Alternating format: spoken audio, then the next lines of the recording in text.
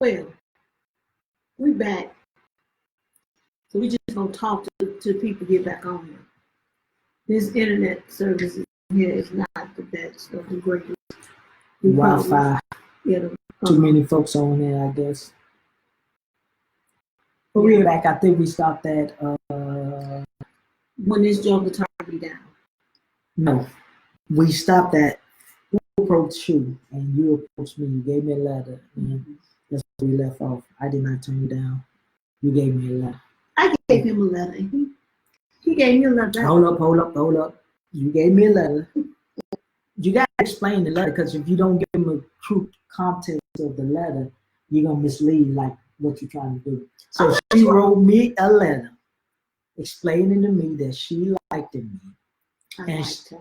And she wanted to know, did I have a girlfriend or not? I wish I had that letter with me. So we still have that. We still have that letter. We do have the letter. I still have that letter right now. And the next time we get on, we can read the letter, right? But she don't have the letter I wrote to her. Mind you, I still have the letter she wrote me, but she don't have the letter I wrote her. It's not in there. No, ma'am. I guess not. But she probably tore it up. No, I had put it in the envelope. No, ma'am. Well, no, you didn't. But anyway, you can tell the story that she wrote me a letter. Please do let me talk, sir. Okay. So, as y'all can see, who actually is the most talkative one out of us? It's really not me. It's him. So I wrote him a letter. I told him that I liked him. And I guess I asked him if he had a girlfriend. He wrote me back and he said yes. He had a girlfriend.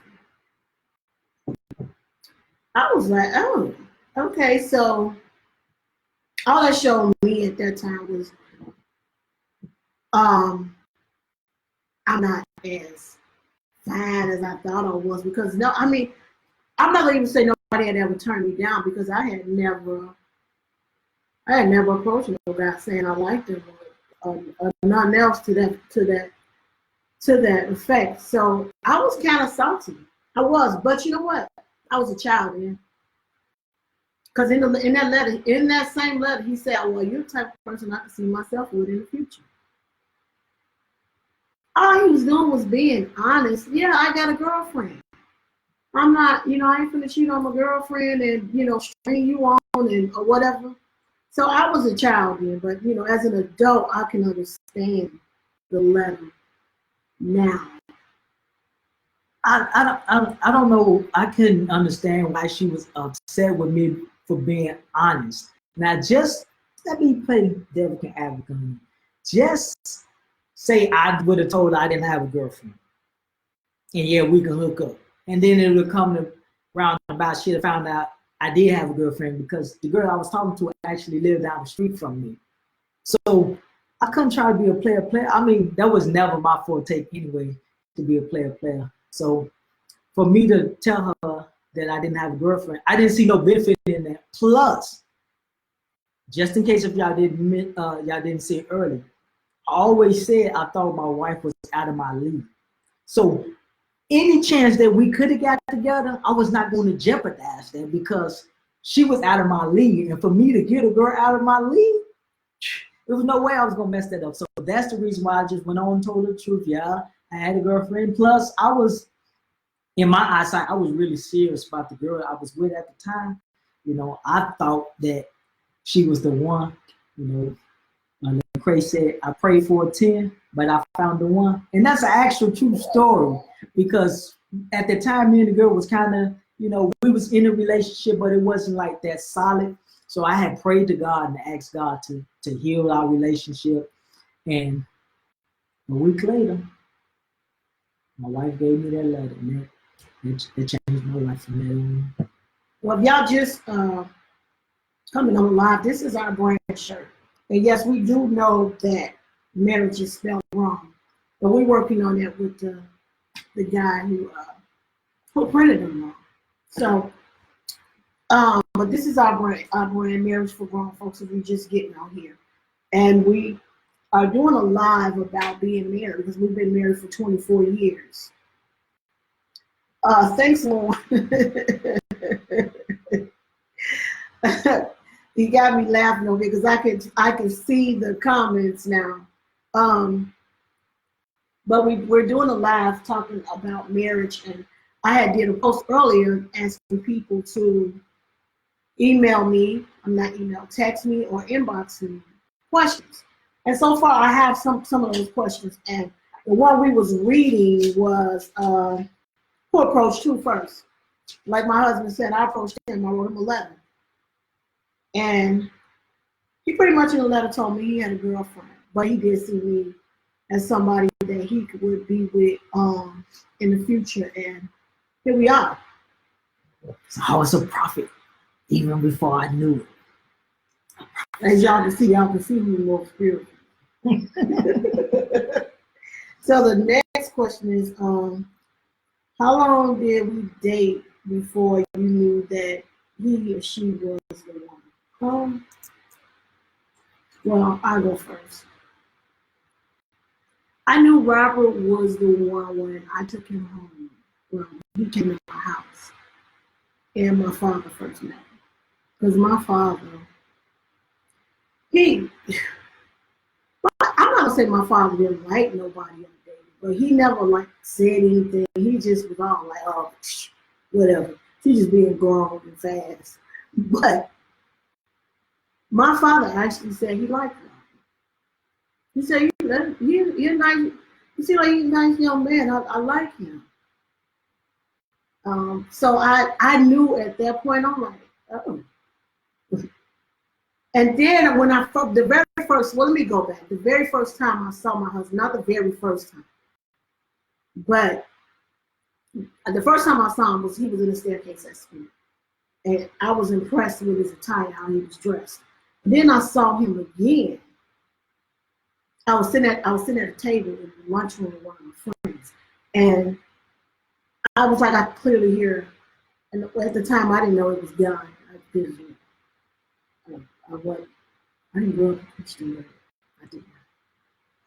So it was like I could hear a voice like, there go your husband. And I'm like, I looked up and yeah, that was Robert. And yeah, I did. I like Robert. Yeah, I did. I liked Robert. I thought he was handsome. I thought he was cute and everything. This was before the letter. So actually, before we actually, I think I knew that Robert was there. Now, what was confirmation for that was my father.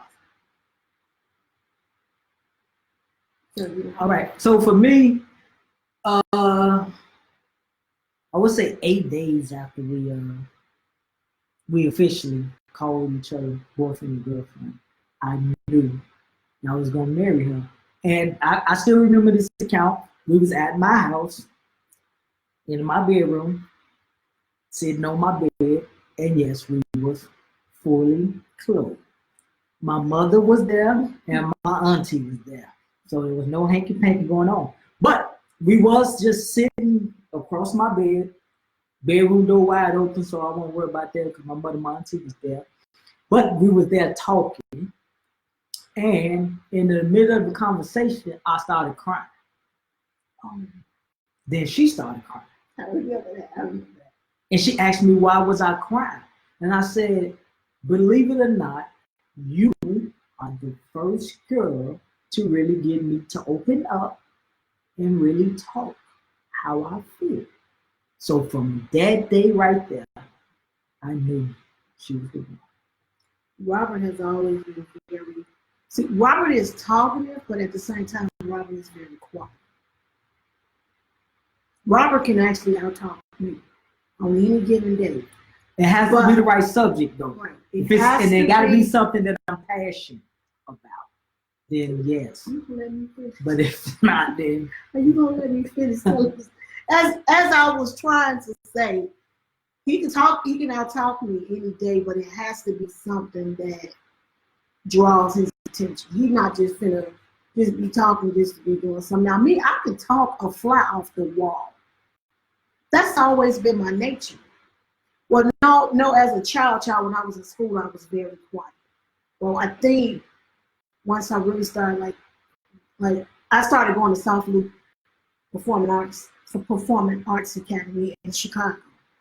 That's when I found, oh, you a talker. I can talk to anybody, a stranger on the street, a fly on the wall. So it's easy for me to get people to open up and talk. I wouldn't say so much as now it is, because a lot of people say I have the standing BI face. And I'm okay with that. I know me and the people that I'm close to them. So that's all that matters to me. Next question. I don't know how we got off topic there. Has there ever been a time where you thought you made a mistake marrying this wife? That's a good question. I'm gonna say ladies first. Well, me and Robert was originally supposed to get married. Well, our anniversary is actually tomorrow, May the 25th. But we was supposed to get married May the 17th? 18th. May the 18th. That did not happen. Robert, like, I want to say a few weeks before we was actually supposed to get married, Robert got real sick. A week before. A week before? Yeah, that's Sunday. Before we was supposed to get married, Robert got extremely sick, like hospice sick. I want hospices. Hospice, you died. Yeah, he was on his way out of here. He was on his way out of here. Me and his sister had to feed him. He couldn't sit up and feed himself. He has shingles. Robert went from like 130 something down. When we got married, Robert was 98 pounds, soaking wet. So we had to call our marriage off. And I was thinking, postpone, not called off. We just had to right, postpone. We had to postpone it. So to me, I was thinking, but that's before we got married. Right, that was before after we got married. Right, can you please let me finish? Please. So I was thinking to myself, like, was this a mistake? Was we not supposed to get married? So initially, before we even got married, I thought, yeah, maybe I had made a mistake. But then, of course, a week later, we got married. Now, fast forward down the road after marriage. Is there ever a time where I thought, hold on, ever been a time where you thought you made a mistake marrying your spouse? Yes. We had took a family trip, and his brother came with us. And when we first got married, his brother wasn't around. My brother wasn't around either. Both of our brothers was in prison, so neither one of them attended our wedding. And just watching my husband interact with his brother and how his brother acted, like, I was like, oh my God, like what have I gotten myself into? And then I was watching how his mother responded to them and how his brother interacted with me. I was thinking, oh my God, Lord, help me. Like, did I make a mistake? Like, was this not supposed to be like? But then when I thought about it, like, oh, you're too far in it for it to have been a mistake. If this was a mistake, this would have happened years ago. So to answer that question was, y'all know I like to draw stuff out. No, since being married, no, there's never been a time where I thought I made a mistake marrying my husband. Did the thought cross my mind? Yeah, and I think that was honestly out of just pure and sheer. When I say angry, I was angry. So that came from a place of hurt. So no, there's never been a time where I thought that I made a mistake. Well, for me, there's been a couple of times that I thought, oh boy, I think you might have made a mistake. I would say probably early on in the marriage. And it's like, you know, we two different people. We got, we do things different, right? So my wife used to think that I didn't care because of the way I respond. Like I don't let a lot of things get to me, right? So the way my wife responds as the world is coming to an end, but I never responded like that. So she used to take that as if I didn't care, but that wasn't the case. I did care. It didn't affect me the way it affected her. So, you know, by not being on the same page on certain things, and I just thought, Lord Jesus, this was a mistake here because I just felt like it was nothing I could do to really show her that it's not what you think it is. So that, you know, that was a few years in our life, and you know, especially when we couldn't have kids, and she, you know, she was going through that, and I can understand, you know, I can't really understand because I'm not a woman, but she was going through certain things, not being able to produce a child for us. But I used to try to tell her that don't worry about it. You know, God gonna take care of her and everything's gonna be all right. But she wasn't trying to hear that. And even though me and my wife got saved the same day, what I realized was we weren't on the same level as far as our spiritual growth. And so I think sometimes I used to use that as an excuse why I thought it was a mistake because she just didn't grow in God fast like I did.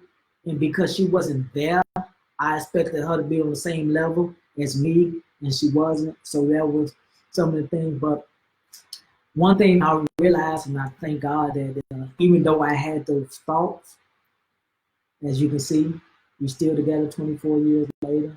And, you know, God is moving. So even though I might have had those thoughts, I thank God that we're still here. It's not that I'm not paying attention. I actually, people ask some questions. I'm getting to them. And it's funny that I can't really see the people that are watching, but they have to at least stroll past it because they ask questions. So, okay, then and now, maturity. Maturity, I guess this was maturity-wise. Are there any likes or dislikes about your spouse's appearance and or their ways? Then, of course, when I told you when I first met my husband, started talking to him and everything, I knew he was the one. But for me, I've always wanted to be married to someone tall. As y'all can see, my husband is 5'6". So that was it wasn't really it was an issue. It was just something that I had desired as a child, as a little girl. I've always knew I wanted to be married. I always thought in my mind I was gonna get married one day because I wanted kids and I wanted to do it the right way. So for my husband, I knew my husband was my husband because my father pretty much confirmed that for me. But my husband is short. He's 5'6". That was then. But now, as we grew in our marriage, that's not an issue. I have met some guys that's way taller than my husband. When I tell you, oh my God, my husband, when you compare them, my husband is their height and whoever he is my husband's height. My husband has the statue. Now, statue-wise, he's short, but mentally, my husband is that tall glass of water, ice cold water. If I might add in there, if that even makes any sense. But that was as far as appearance-wise. I didn't like the fact that my husband was short. But that don't even bother me. Now I just think as a child, because again, man, my husband got married when we were young. I was 20, he was 19. That was an issue for me. no, I'm not gonna say it was an issue. That was something that I thought I had an issue with because I just knew I was gonna marry a tall man. But please, that tall man stuff went out the window. I was real soon. His dislikes, initially, I didn't, like he said, I didn't like the way he responded to stuff. I still don't, to this day, I still don't like it. He just don't respond the way I think he should. But, he's not me. I would say I'm proactive. My husband is reactive. But when it comes to like an instance or a situation like right now, I react. My husband, like, okay, I guess prime example, okay, if we were at a restaurant today and a lady, she looked more like a lesbian. She was just, from the time we walked in there, she stared at me. Now y'all know me. Those of you who actually know me know.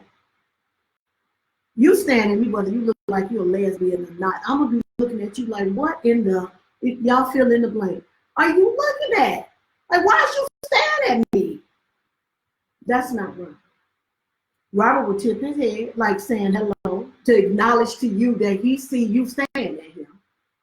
And it'll be out of sight, out of mind for him. He wouldn't even realize after that, after he tipped his head and pretty much saying, hey, you ain't even standing there no more. You're not even standing there anymore. You're just obsolete, like you're non-existent. But for me, I'm that one. I'll be like, why are you staring at me? Like, what's wrong with you?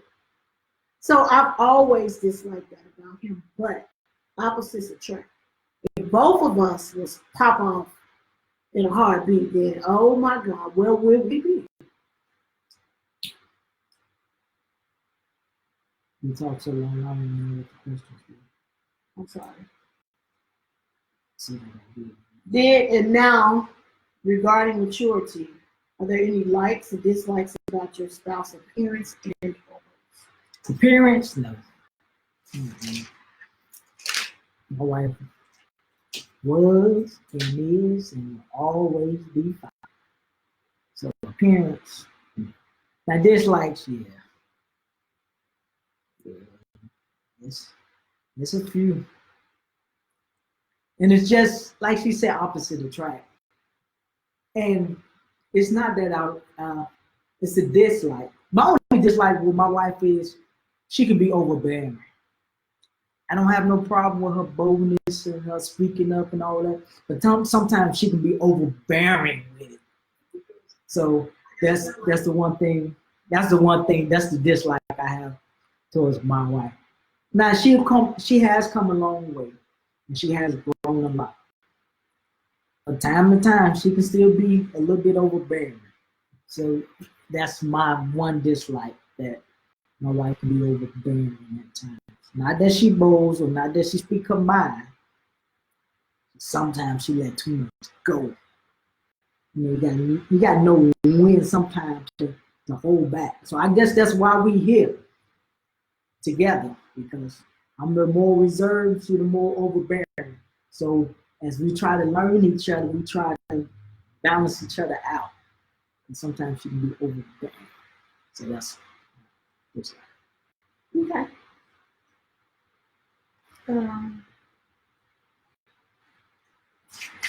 So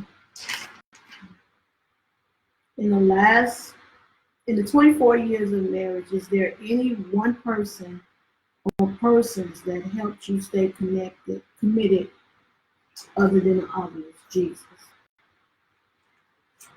Well, I would say our mentors. Our mentors used to go to our church. They fellowship somewhere else now. Vanessa and Vernon Woods. They have seven, yes. They have 7 children of their own. And they've been married for, I don't know, very long time. They were our Sunday we were the first couple in their Sunday school class. At our church, we have a marriage ministry. And Elder Woods started the marriage ministry. Robert and I was their first Sunday school couple to join Sunday school. And from that point on, they have been our mentors. So I would say them. Well, I got quite a few people that I believe, kept me on the straight and narrow path to stick it out in this marriage thing, and to help me realize that marriage is for grown folks. And then if you're gonna get married, you can't what? You can't. My little saying that I always have: marriage is not for punks. So you can't punk out. That's gonna be that's what our next shirt gonna say. Marriage for grown folks. Can't punk out. So just to name a few, she already mentioned Elder Woods and Vanessa Woods. I would have to say Elder Shida.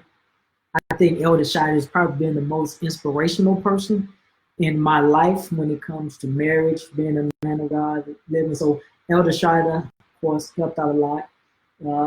I would say Pastor Mike McCord has stepped out. I would have to say Michelle, she helped out a lot. She's been a sister, and she's spoken to both our lives. I'm quite sure. She still used to all the time. Believe it or not, Bishop Mullen and Pastor Mullen, who was our first pastors, we got married at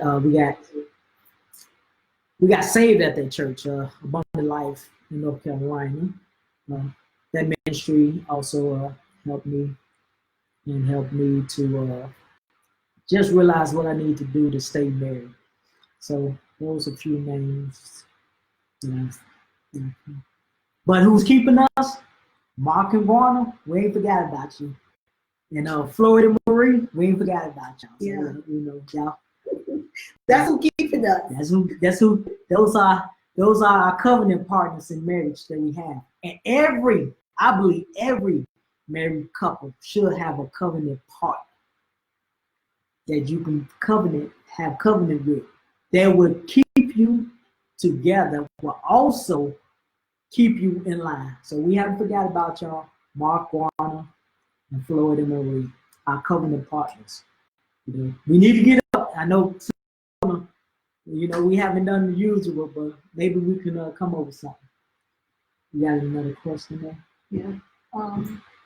We only got a couple more questions, so we're gonna get off, and then we're gonna really do what this T-shirt show you what's for grown folks. Why for grown folks? Don't you do that on the live? Come on, ask the question. Stop it. Okay. Marriage and divorce in the church. Marriage and divorce in the church. I'm gonna let you go first. I'm like, that's more of a statement. Is marriage that the and divorce in the church? Like thoughts, I guess.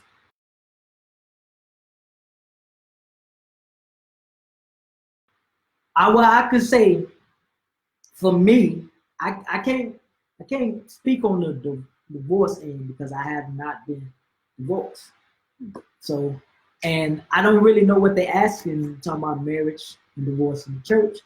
The only thing I can say is I would say I believe being in the ministry and being in church is probably one of the things that kept me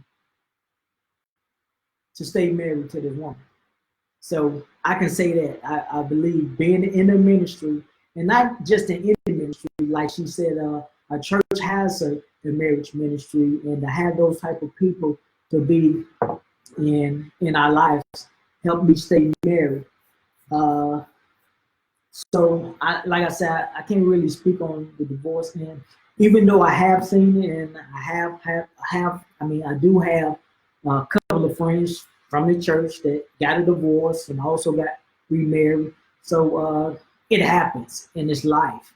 But like I said earlier, just in case y'all don't know, 8 days in our relationship, I knew that I was supposed to be with this woman. So I think that also helped me kind stay in the fire, realizing that God put us together.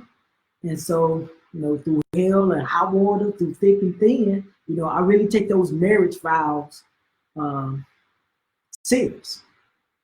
When they say for healthness and sickness, for richer, for poor, for better, for worse. And whenever time I get to the part for worse, I got to ask myself, define worse. And when I define worse, are you going through that? If I say yes, then I must stick with the marriage vow. So I don't know anything to say. Only thing I can say is, it happens. Marriage and divorce in the church happens. Is it at our church? Yeah. But it's at everybody's church. So I don't really know where the person was going with that question, but it happens. You do. And I guess if you're married and you go to church or you're a Christian, I guess we are held to a high standard. But hey, nobody's perfect. Nobody's perfect. So, and this is something that you really have to. You have to want us. You have to want to stay. See, and this is where I get that marriage ain't for punks thing. The minute something ain't going the way you want it to go, or you see something else, like for me, Robert always say, okay, she was fine, she blah blah blah blah. When you start having all these babies and stuff, you got four, 5 kids popping out your tail and stuff starting happening. Things when you start growing, you ain't all that fine that you was before. Like you got booty, hips, and thighs and stuff. When that start taking a sag or a lean or whatever, are you gonna stay or you gonna go? Some people run. And it's not just, I'm not just talking about when we have kids and we start gaining weight or whatever, because I've gained plenty of weight since we've been here. And honestly, sometimes I think my weight looked better on me than I was when I was skinny, because as y'all can see, I got a big head. I used to look like a bobblehead. I was a fine bobblehead to him. And there be sometimes where men put on weight and the women run. She pick up her bags and go. So are you in the marriage for looks? Or if something ain't going the way you want it to go, you just gonna pack your stuff and run? You was never there to begin with, if you ask me. Or the thing, bottom line, you punk out. So marriage and divorce is not just in the church, it's everywhere. Marriage is for grown folks, and divorcing, for whatever reason, I'm not saying every marriage that ends in divorce, somebody in the marriage is a punk. I'm not saying that. What I'm saying, marriage is for grown folks and divorce is for punks. Take it however you want to take it. Take the shoe fit, wear it. And this way it comes in with our difference. I'm going to say what I mean and mean what I say. I'm not calling, if you're divorced, I'm not calling you a punk. I'm not saying it. What I'm just saying, the question was marriage and divorce in the church. And I'm saying marriage and divorce is not just in church, it's everywhere, it's happening, it's life. And my thoughts on that, marriage is for people that's going to stick to it, going to stay in it, for better or for worse, for richer or for poor. And the rest is for punks, so people who just in it for the body or whatever. I'm gonna end this one on this. Yeah, let's move to the next question. When you got to think about that, you might not have been the one that punked out. Your spouse could have been the one that punked out. So because you got a divorce, don't mean you punked out. Right. It don't mean you're a punk. It just means spouse. And plus, it's just a saying anyway. But I gotta ask this question. I'm not gonna say the person's name, but they asked.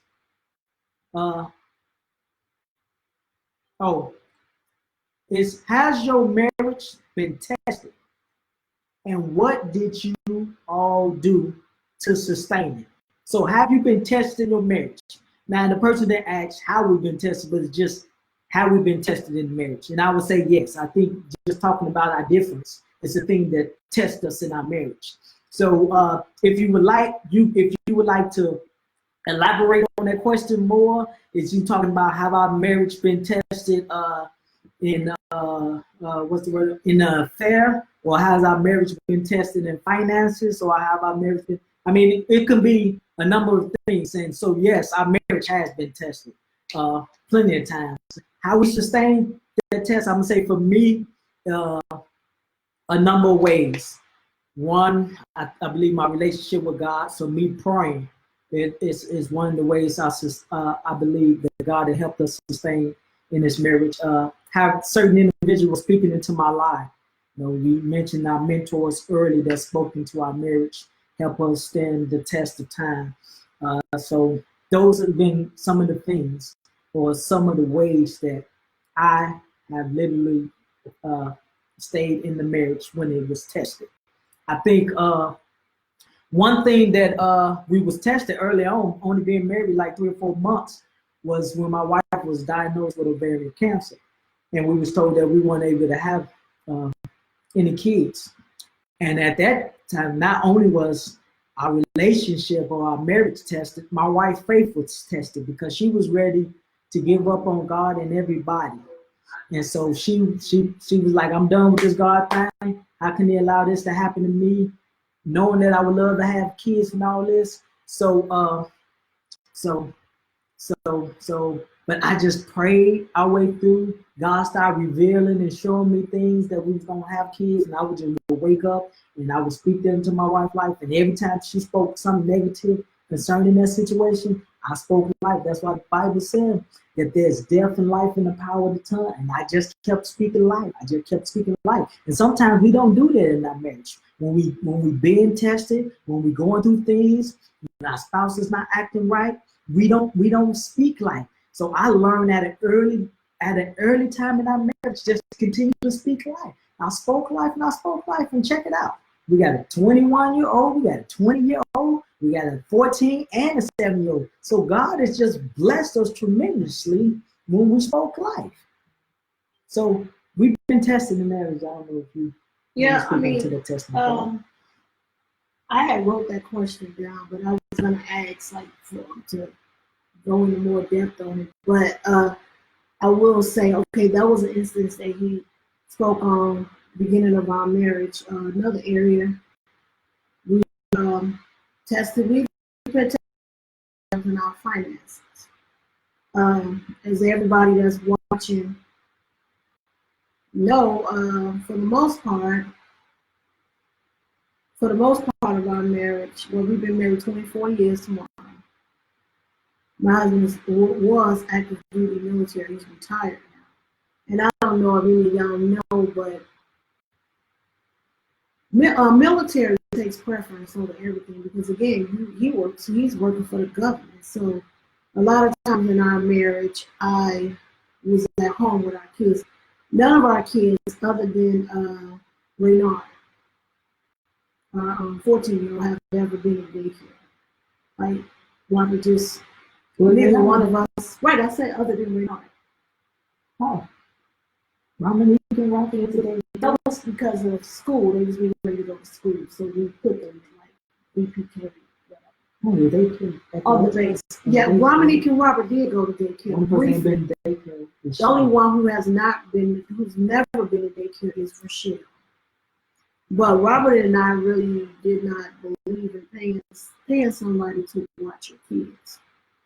So for the most part, and I'm gonna say the most part, a percentage of our marriage, I've been a stay-at-home mom. And because of our different upbringings,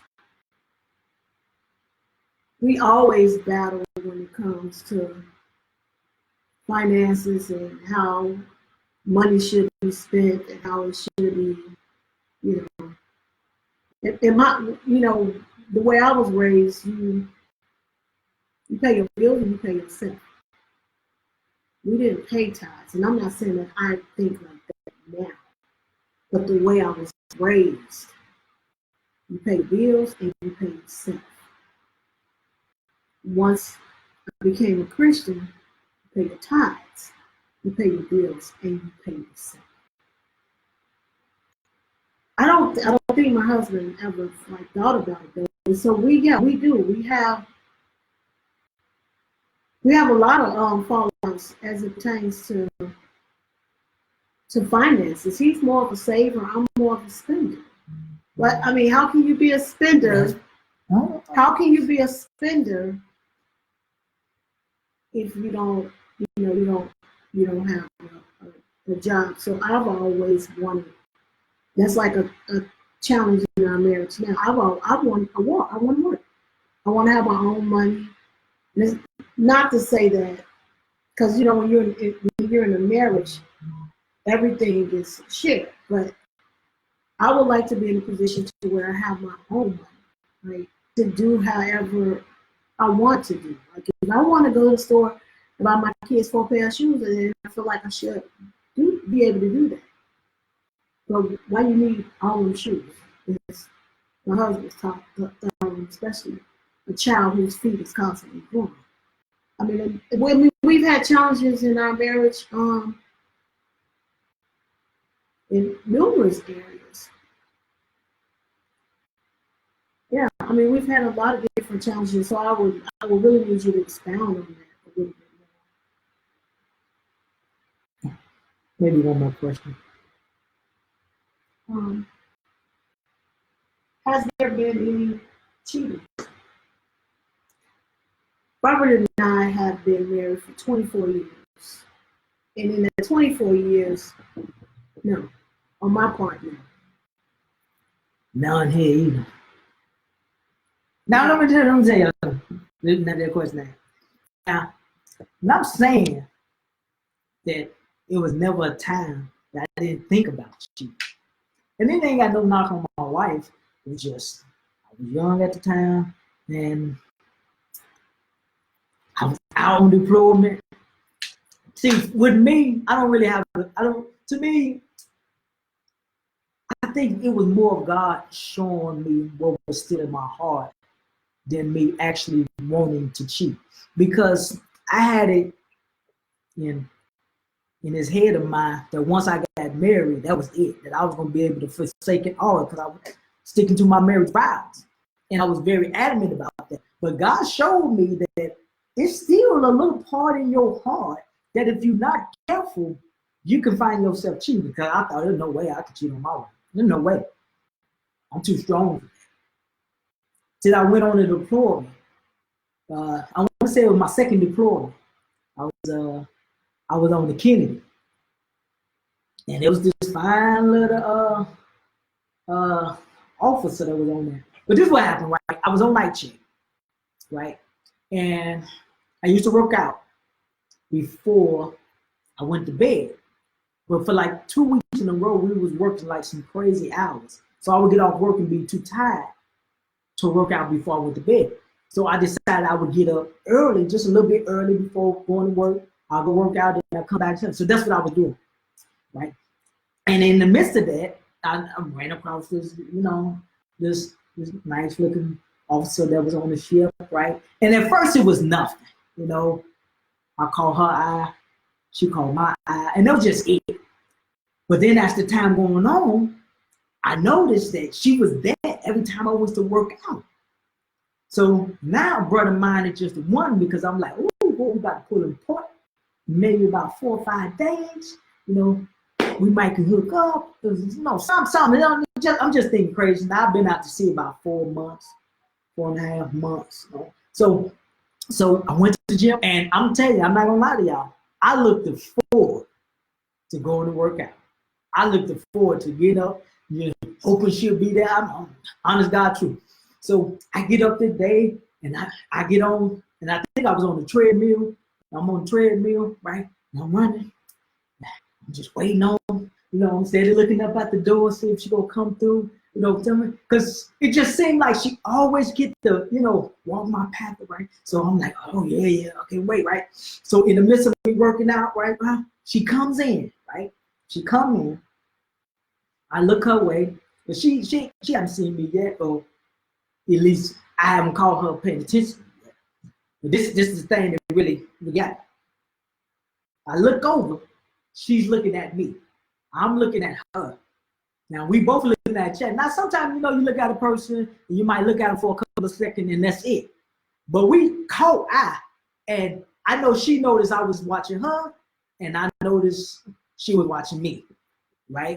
So I mean, we had to be looking at each other. I mean, eye to eye, like at least 14 to 15 seconds, right?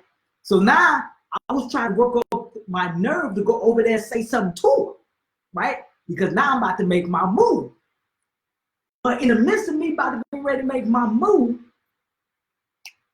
something hit me.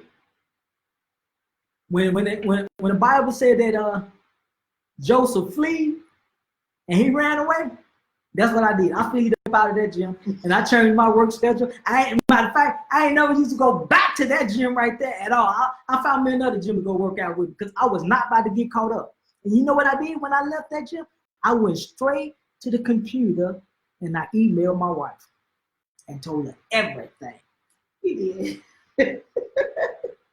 He did. Did I email him back cussing about it going off? No. No, she didn't. She actually emailed me, and she was, you know what? And that's how you know you got you a good partner. She emailed me back. She said, "I know you're a man. You've been away from me for a while. Don't do nothing stupid." She told me, "Don't do nothing stupid now. I ain't crazy though, but you're getting some urge. You've been away from me a while. She might be looking good, whatever the case may be." And she said, "If something happened, I'm gonna still be here, but don't be stupid." So I really read that line, "Don't be stupid." So that stuck out more to me. Don't be stupid. And she just prayed for me. Just right there on the email, prayed for me.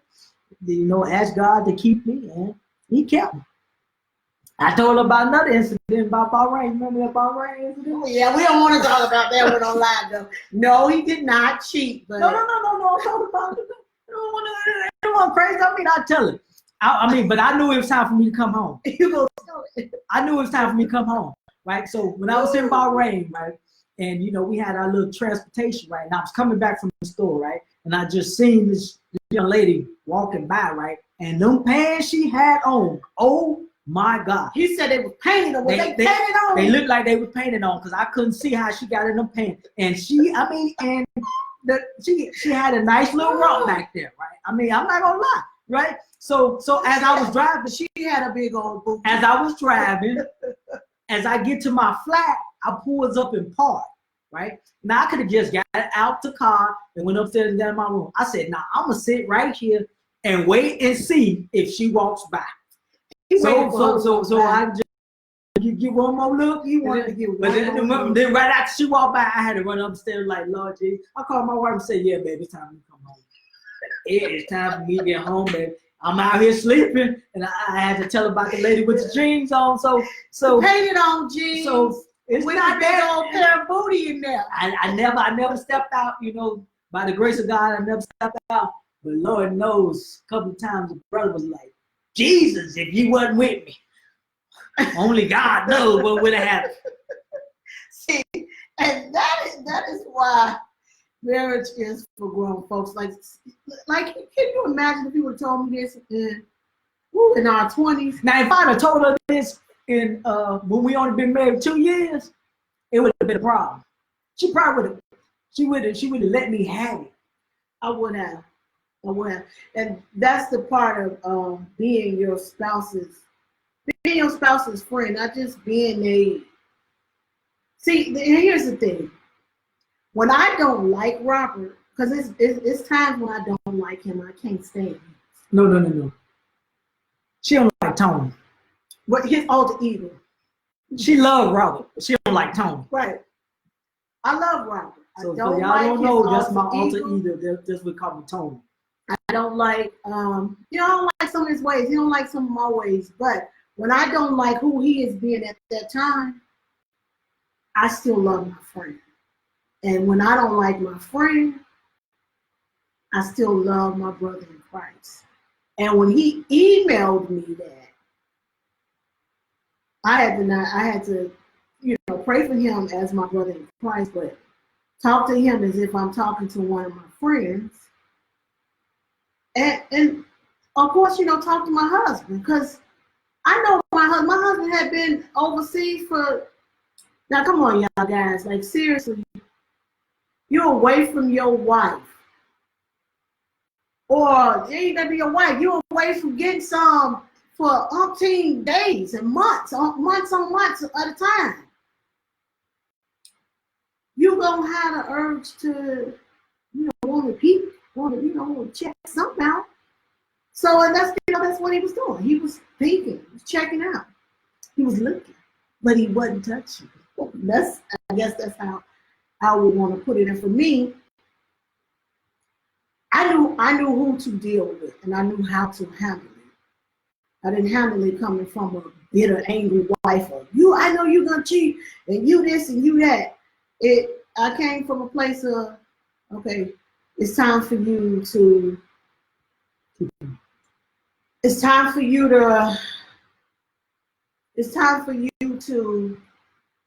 pray for your friend, pray for your brother in Christ, help him out, because my brother's struggling right now. So that's exactly what I did. Now for me, I've always been the type, if I got to cheat on you, then there's no need for us. And then I seriously, honestly, even as a young adult, I've always believed in soul ties.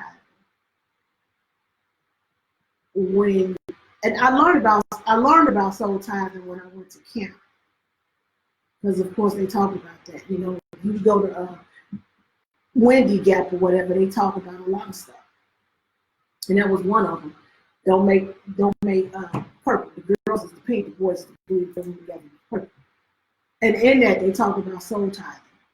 So when you sleep with somebody sexually, whether male or female, you take on all that they have. So, y'all become one. So now you're with that person, and then you're with everybody else that they didn't deal with too. So for me, I've always thought, I know how I am. I'm crazy as a Beelzebub at times. I don't want everybody else, demons and spirits. And I didn't look at it as demons and spirits, but I just didn't want everybody else's thoughts and their body odor, their body secret being attached to me. So that type of stuff never crossed my mind to do those things. And then I've always kept myself busy. And have there ever been time where my husband accused me of cheating? And yeah, I've accused him of cheating before. He's accused me of cheating too. And we made it through that. Oh, that was one of the roughest part of our marriage. That was what would you say that was the roughest? Yeah, I think that was the I would say that was probably the most challenging of our marriage. Because I think with the accusation, and then probably the length of us going through it, because it wasn't like it was a couple of months. This actually lingered for a couple of years. Yeah. So can you imagine? You got the issue, and now you're dealing with it for a couple of years, and so it was hard, because every time we even tried to talk about it to get a resolution from it, it seemed like it got worse. So yes, I think that was probably one of the most challenging of our relationship. But I think even through that, as we went through it, it made us stronger. It actually, made us stronger. So it is what it said. What don't kill you does make you stronger. So it didn't kill the relationship, but it made the relationship stronger. Then I think also learning other things to help communicate, help us out in those situations. So it definitely. I don't know about y'all, but I kind of enjoyed myself. Did you enjoy yourself, honey?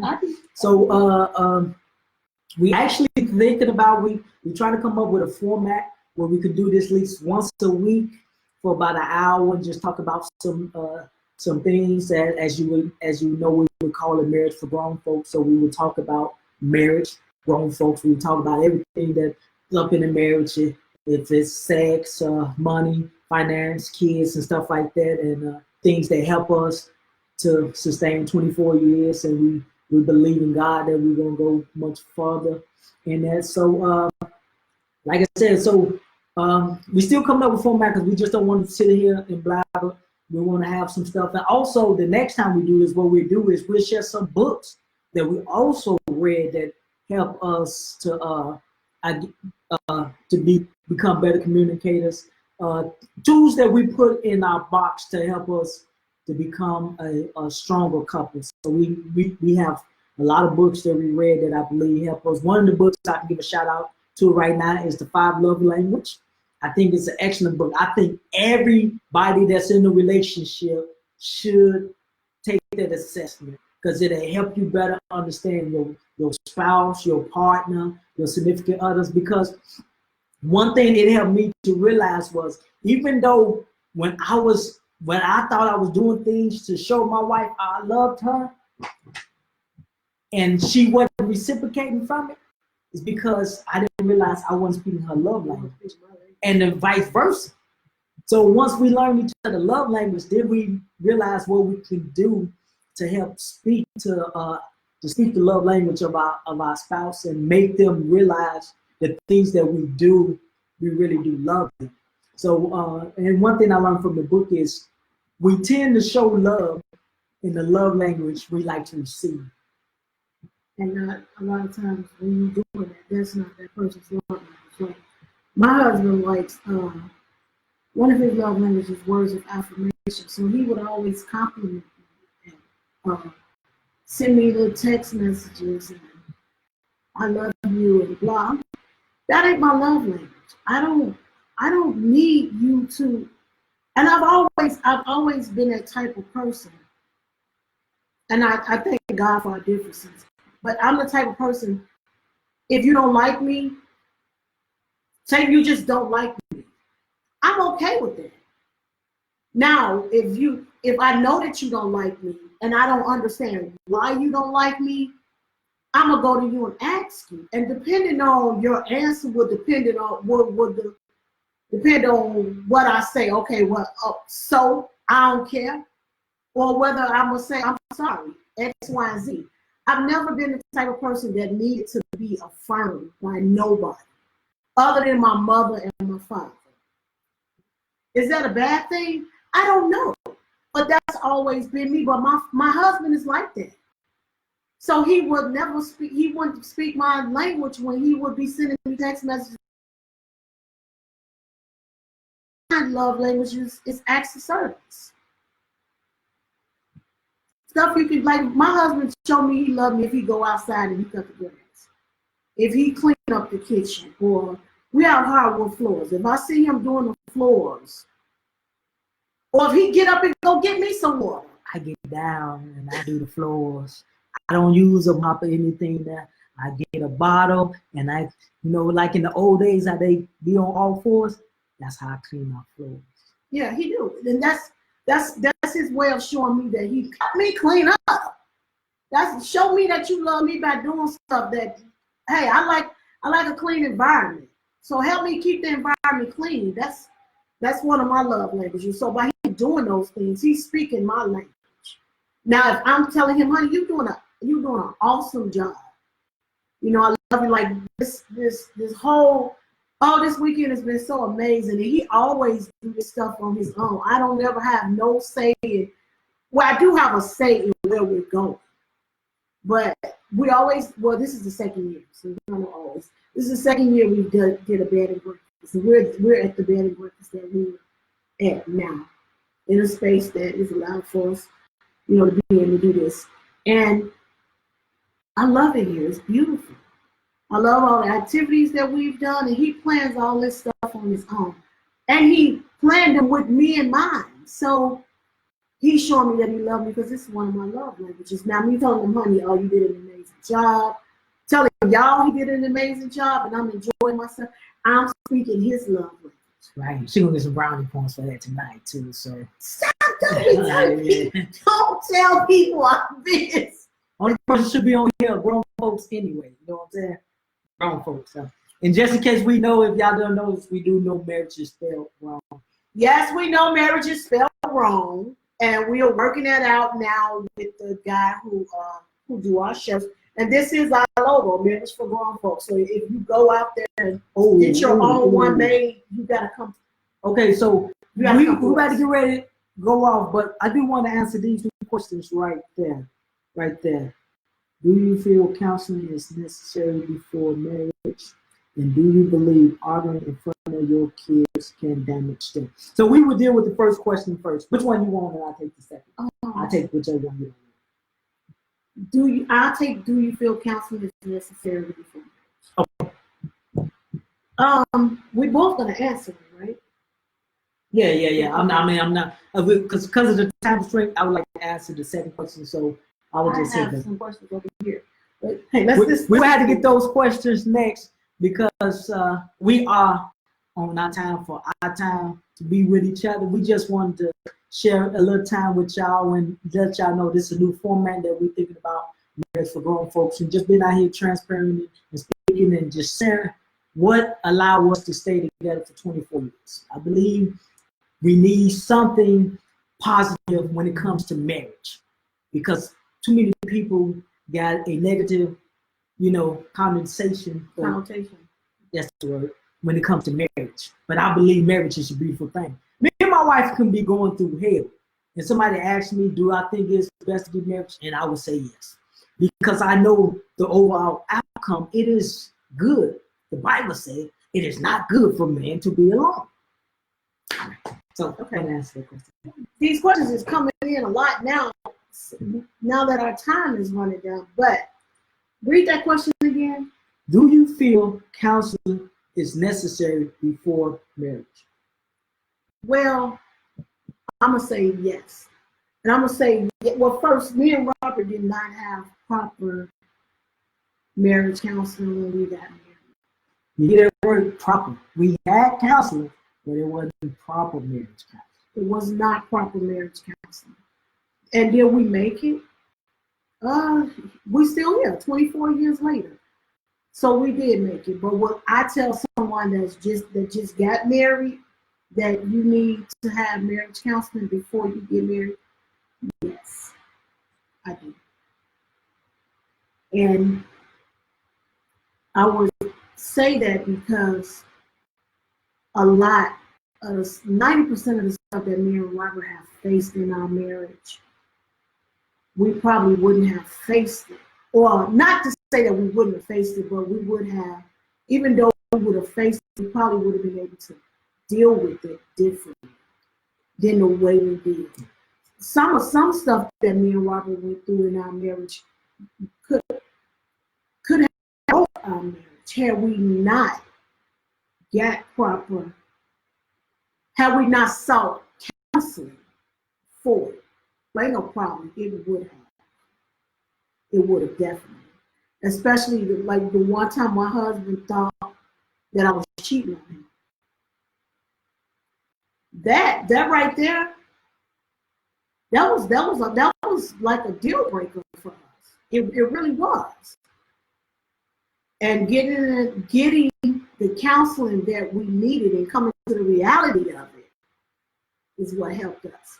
And I will also say, getting marriage counseling before marriage, I do believe you need to talk to, and I'm not, when I say a professional, I'm not talking about somebody that has degrees, a degree marriage counselor. I'm not necessarily talking about that. I'm talking about a seasoned couple. So somebody that has experience. Right, somebody that has experience in marriage. Now, of course, you could say, well, my mom or my daddy married. Well, I wouldn't necessarily say get the counseling from them because, of course, they know you, so they're gonna pretty much side. They could be biased. Right, they could be biased in that. So for me, I would say get someone that's neutral. Right, neutral. So do I believe that we should get counseling before marriage? Yes, I believe we should get counseling before marriage, in marriage, and as you go through marriage. Yeah, I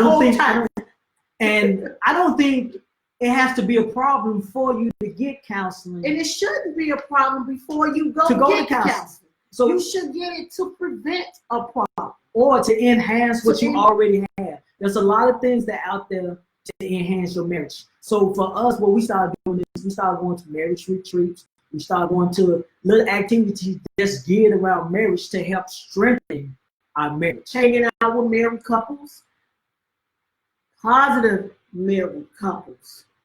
Like earlier, he gave a shout out to Mark and Juana and Floyd and Marie Patterson. Both of them couples have been married longer than 24 years. Both of them couples have dealt with financial problems, infidelity problems. I don't necessarily know if they dealt with, like we had problems with infertility early in our marriage. So I don't know if they've dealt with that, but they've dealt with some things that we have not dealt with and some things that we have dealt with. So we went to them and we talked to them about it.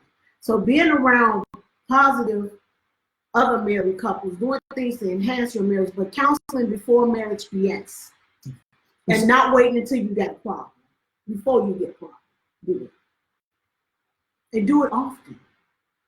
I'm not saying doing it every week, but every 3 months, every 4 months. Yeah. So the next question,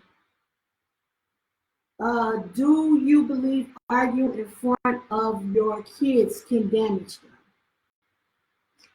Yes. But before I answer that question, okay, a certain person wrote in and said, I disagree because some parents are marriage counselors and know how to do it without bias. However, I would say if that's the case, to be sure to also have outside counseling, because in the multitude of counseling there is safety. Yeah. Amen to that, sister. And I agree with that. I agree with that. I have no problem with that. If the person know how to do their job and not be biased on any situation, I agree wholeheartedly with that. So amen to that, sister. Thank you. But the next question. Wait a minute. Can you read that so the person who asked that question can hear that? I disagree. I just read it. Well, can you read it to? Because you talk fast sometimes. So, okay, stroll through the comments, and you can see that.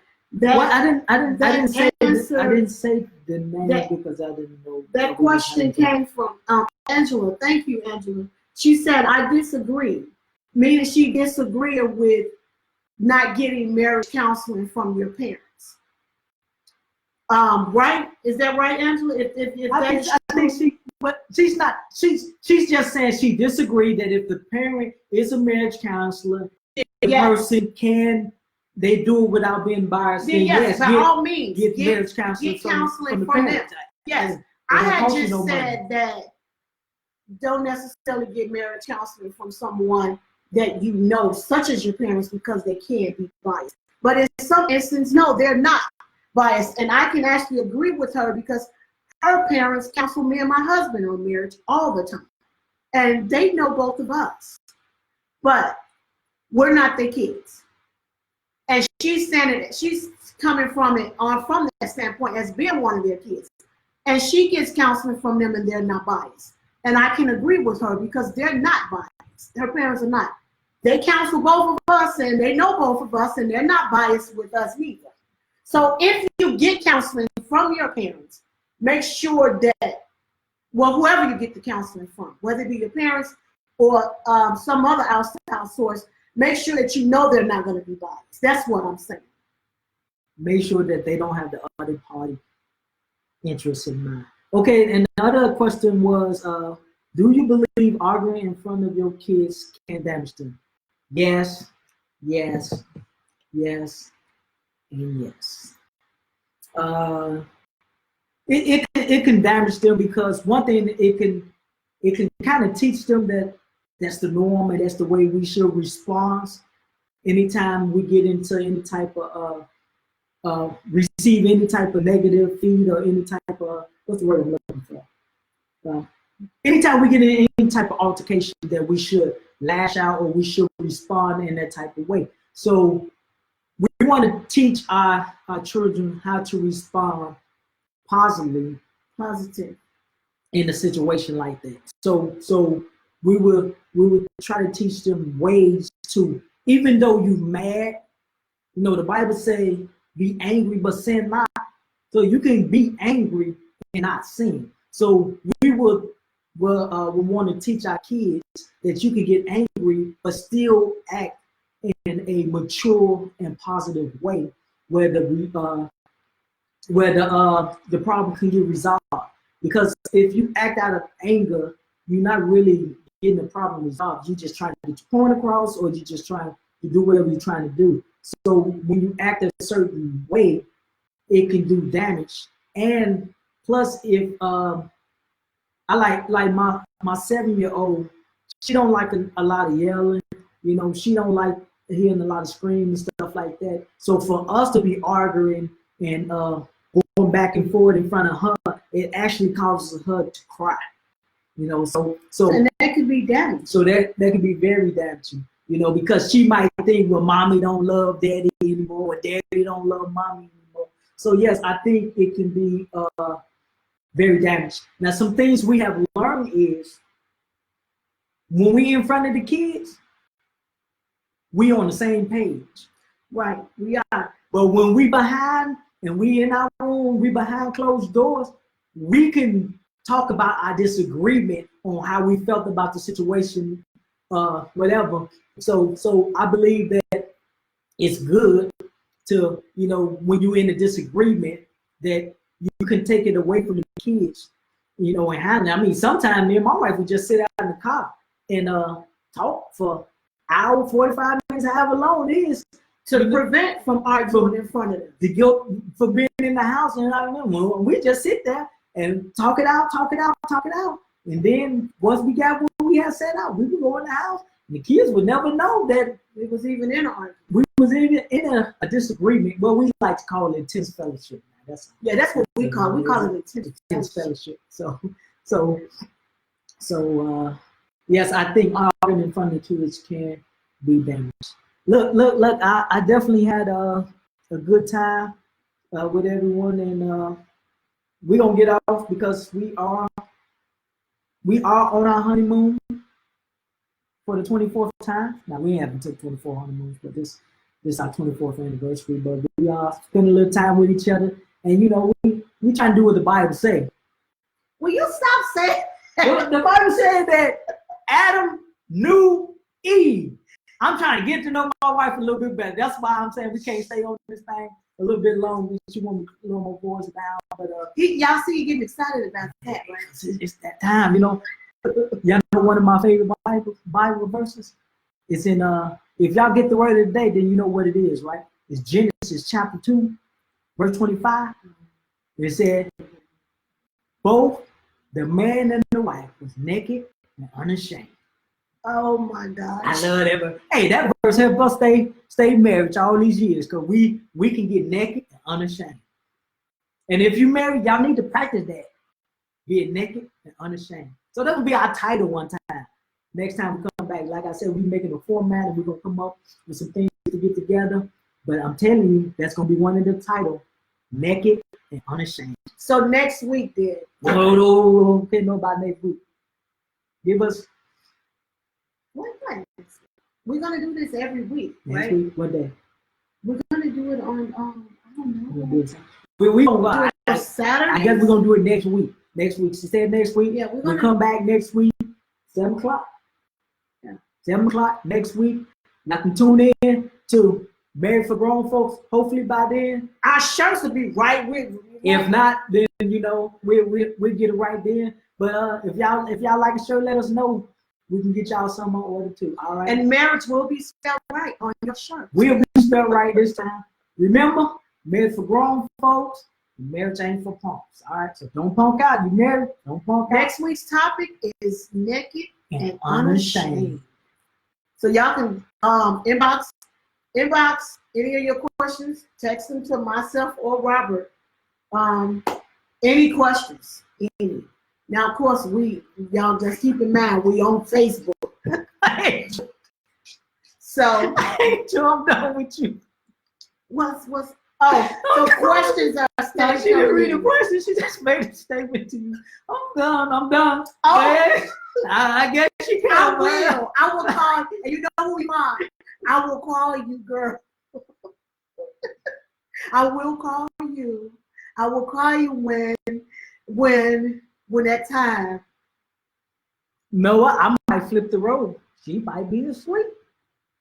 You never know. And stop laughing at him. Sir, you know what I'm talking. You gotta stop laughing at him. Mike, stop laughing at him.